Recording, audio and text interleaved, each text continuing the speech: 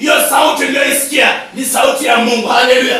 Kunao watu walioteshwa ndoto, kunao watu walibebeshwa maono wakati walikuwa wamelala, wakasikia na sauti ya kuwaita tendeni jambo fulani, lakini mtu akuhimiza kuambia fanya jambo fulani ama kuinafua na njia ama sauti uliyoisikia inahitaji neno fulani hayuko. Wanisa pesa. Amen.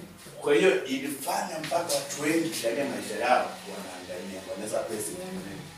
That's why Hosea akatuambia kwamba watu wangu wanaangamia kwa kukosa maarifa. Haleluya.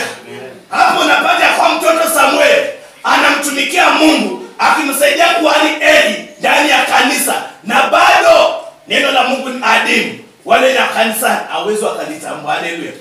Hata makanisa ya leo kuna wale ni wa kanisa lakini hawajui matendo wanayoyafanya. Ni Mungu ataweza kuwasaidia ama asiwasaidie. Haleluya. Kuna mambo wanayoyapitia hawezi wakatambua wakabashiri ili tena ni la Mungu ama sio la Mungu. Jina la Bwana lipewe sifa. Amen. Mstari wa 2 unasema ya kwamba ikawa wakati huo Eli alipokuwa amelala mahali pake tena